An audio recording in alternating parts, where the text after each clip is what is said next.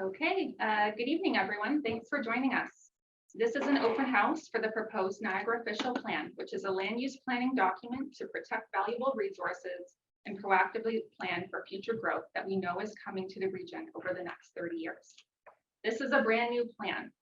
The existing plan was created in the 1970s and has been updated several times, but we need a fresh plan to reflect where we are today and where we want to be in the future. Tonight, we'll give an overview of the key elements of the new proposed plan, and there will be an opportunity to ask questions after the presentation.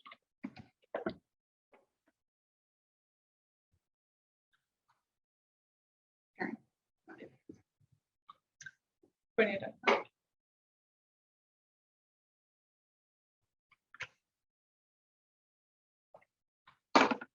Yeah. It's important to note that the Niagara Official Plan is not a standalone document. It works together with other initiatives, such as the Transportation Master Plan and Master Servicing Plan, to ensure that future land use planning and infrastructure decisions are integrated. Through the official plan, we undertake a land needs assessment to determine how much land is needed to accommodate forecasted growth and examine the distribution of growth throughout the region. This work feeds into the Transportation Master Plan and Water Wastewater Master Servicing Plan to ensure our infrastructure supports this growth. These three initiatives collectively inform the Development Charges Bylaw to ensure that growth pays for growth and is financially sustainable over the long run.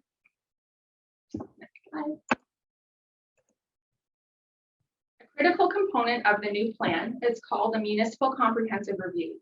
This is a term that refers to comprehensively applying provincial policy and plans that affect Niagara, like the Provincial Policy Statement, Growth Plan for the Greater Golden Horseshoe, Greenbelt Plan, and Niagara Escarpment Plan. The provincial framework sets out what we need to do as part of this exercise. It includes undertaking a land needs assessment, which I mentioned on the previous slide. We also need to conform to provincial policy and reflect provincial mapping in our plan. In the course of preparing the official plan, we need to hold several consultations. Tonight's open house is one of those required under the Planning Act. However, we have exceeded provincial requirements and held many additional consultations over the past few years. All of this feeds into a final plan, which must be submitted to the province by July 1st. The province is the approval authority for our plan.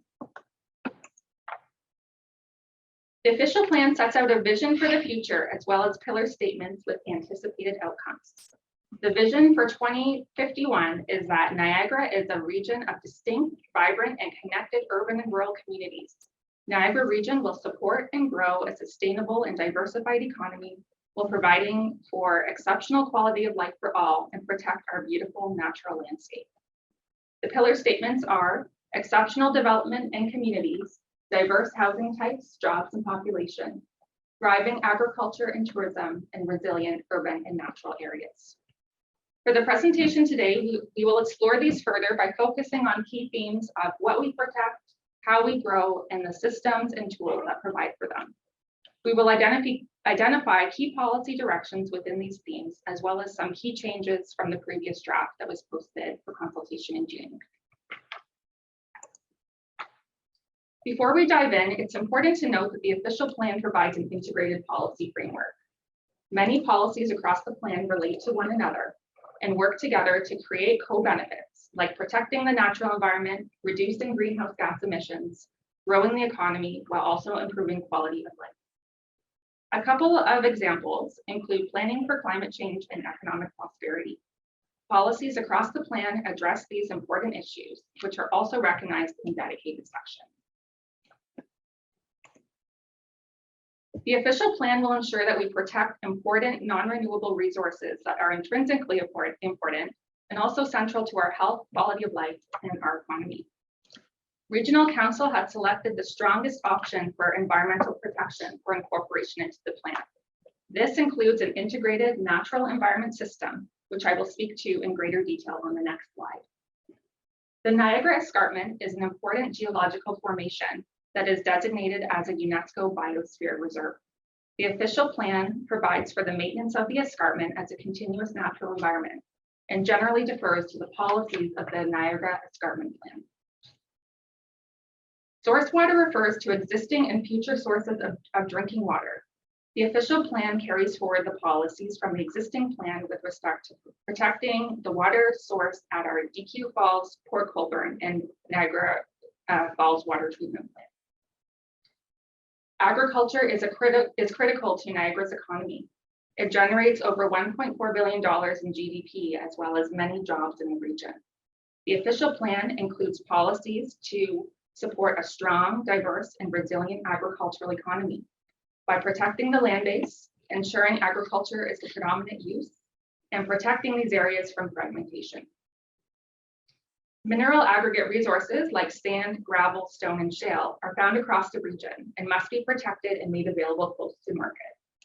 The official plan ensures that extraction, processing, and transportation of these resources minimizes environmental and social impacts. In addition, Niagara is home to many buildings, structures, spaces, views, archaeological sites, and natural elements of cultural heritage value. These distinctive resources contribute to a sense of identity and provide important social and economic benefits. The official plan supports the identification and conservation of cultural heritage and archaeological resources. An archaeological management plan is a critical part of this work. Next. This slide shows the components and features of the region's integrated natural environment system as an overlay. This map is included in Schedule C2 of the plan. The region's integrated natural environment system includes key hydrological features like wetlands and watercourses, key hydrological areas and other water resources, which are informed by watershed planning, key natural heritage features like woodlands and valleylands, provincial natural heritage system, linkages and buffers, and supporting features and areas. And on the next slide, we have the agricultural land base, and this is found on Schedule F of the plan. This map was updated in accordance with the province's implementation procedures, and additional land has been added to the agricultural land base.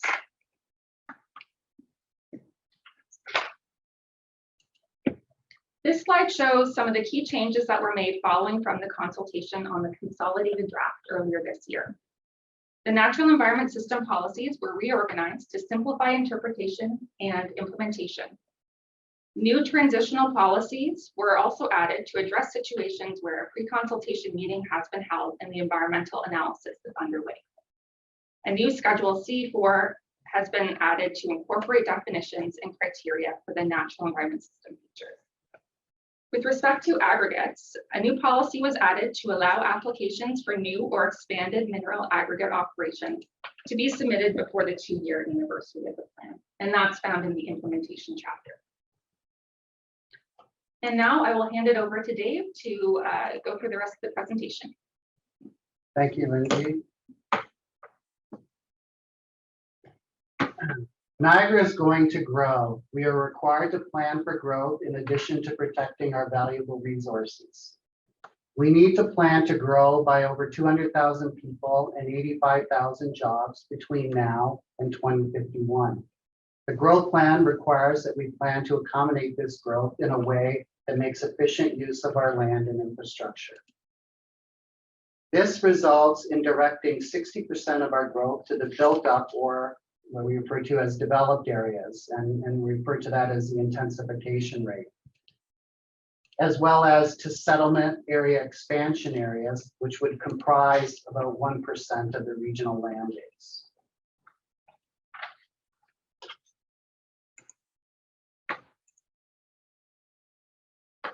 In order to plan for growth, the Niagara official plan identifies strategic growth areas as the highest priority to accommodate growth. Strategic growth areas will support higher density mixed use development. These areas have the service and transit infrastructure to support growth. The official plan sets out minimum density targets for these areas and provides policy direction for how these areas will develop. Strategic growth areas are anticipated to accommodate about 30% of the region's growth.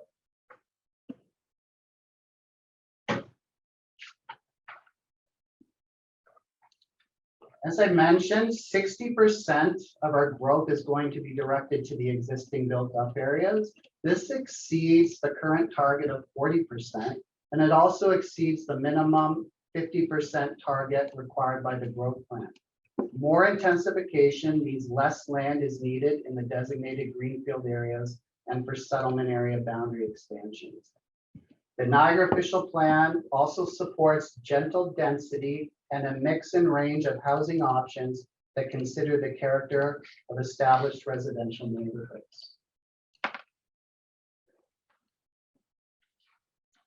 This slide illustrates the regional structure found on Schedule B of the official plan. The key change on this schedule from the previous draft is the addition of the South Niagara Falls Hospital Regional Growth Center, which is planned for a density of 100 people and jobs per hectare by 2051.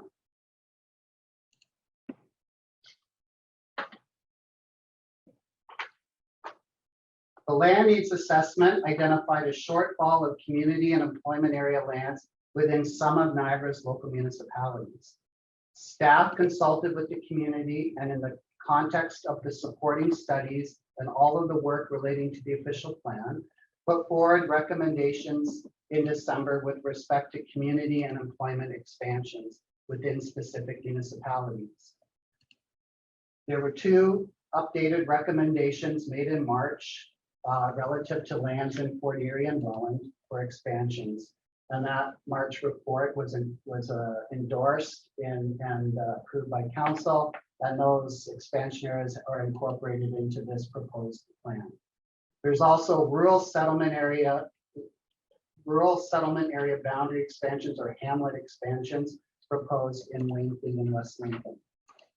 In addition to boundary expansions, we've made technical adjustments and rationalizations of the boundaries to correct mapping errors, recognize existing conditions, and to conform with and be consistent with provincial plans.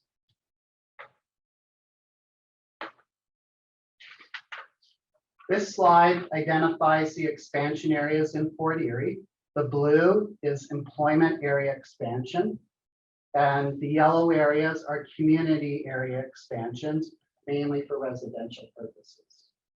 And you can see the areas at the bottom of the screen, how much land they comprise. This slide identifies the expansion areas proposed in Niagara Falls, in the North and West Niagara Falls, as well as South Niagara Falls. And again, those expansions are for community area land purposes, mainly residential. Again, this slide identifies expansion areas proposed for Pelham and somewhat in Thurl to kind of round that area out. That's for community and for residential purposes.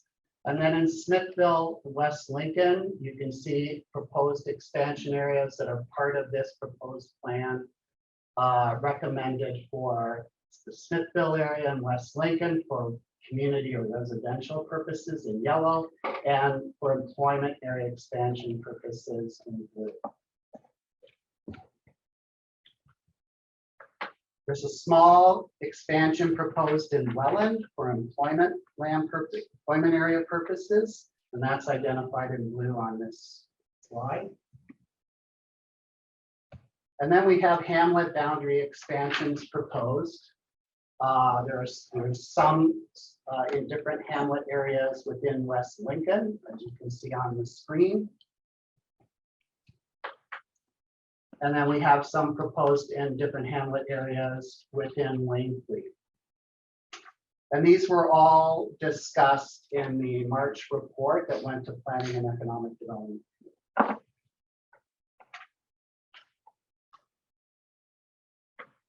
So in terms of housing and employment, housing is critical to the quality of our life. We need an adequate supply of housing and a diverse housing stock to meet demand and evolving needs throughout our lifetime. The official plan supports the provision of a range and mix of housing options for age in place and to help address affordability.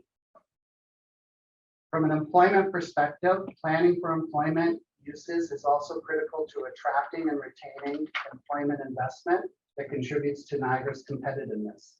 The official plan identifies and designates employment areas for long-term protection and encourages employment land development in urban areas to enhance economic resilience through a diversified economy. The policies also recognize the contribution of rural employment in the agricultural community.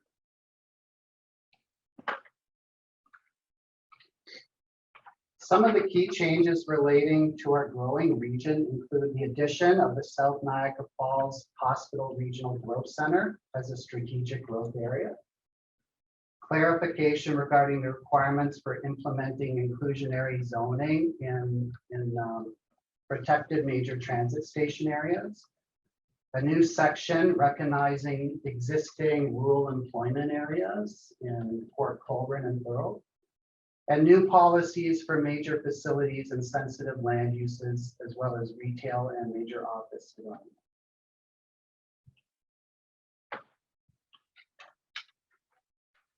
Infrastructure. Infrastructure is a very important system that supports how we will grow over the next 30 years. Well-planned and managed infrastructure is critical to accommodating forecasted growth.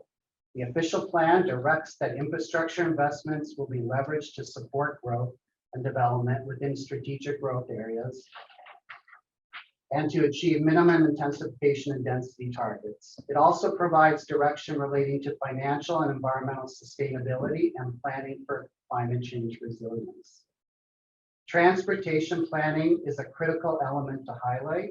The official plan provides policy direction for multimodal transportation system within various forms of transportation, including transit, cycling, and walking to reduce dependence on the car and greenhouse gas emissions. The plan also provides for the safe and efficient movement of goods to support the regional economy. This slide shows our transportation infrastructure found on Schedule J1 of the official plan. And in terms of key changes to the draft plan, there's new policies and objectives outlining the role of Regional Transit Commission and a new commitment to develop a goods movement study.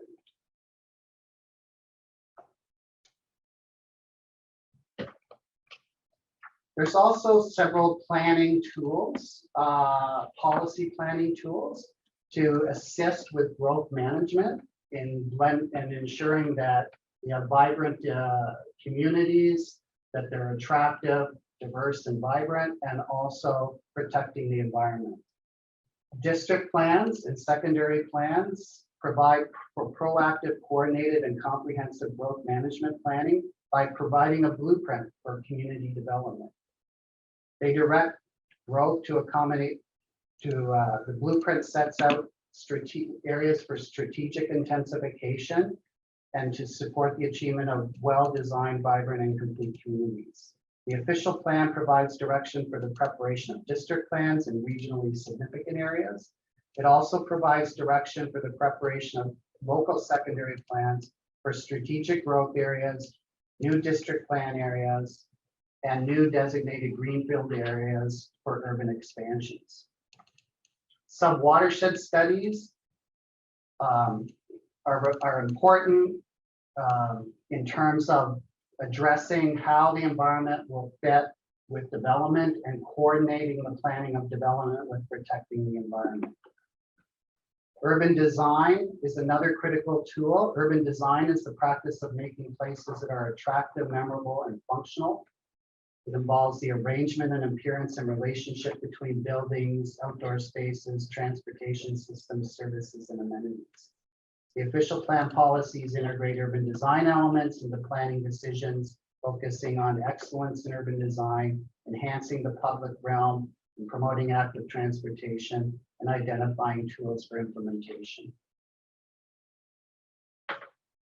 Moving forward, we will be holding a statutory public meeting on April 28th, and the time of that meeting is at 6:30. And you can register by going to our webpage, and there's registration instructions there. We're going to consider all the consultation feedback provided at this open house between the time of this open house and the public meeting, and consultation or comments we get at the public meeting as well. We'll be considering that input and then providing a recommended plan for regional council adoption in June. We'll then forward an adopted plan to the province, to meet the provincial deadline of July 1st, 2022. Once approved, there's no appeals to the minister's decision of the approval of the official plan. Once approved, the policies of the official plan will be monitored. The Niagara official plan is not a static document. It can be amended and updated to adjust changing growth trends or improve policy performance.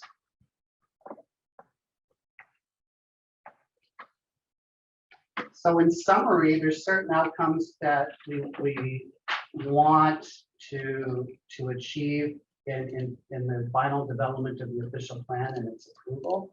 We want to address and provide for affordable housing opportunities, have a policy response to climate change from an adaptation and mitigation perspectives, efficient use of infrastructure, investments in public amenities, protection of our natural and rural systems, and support for economic development.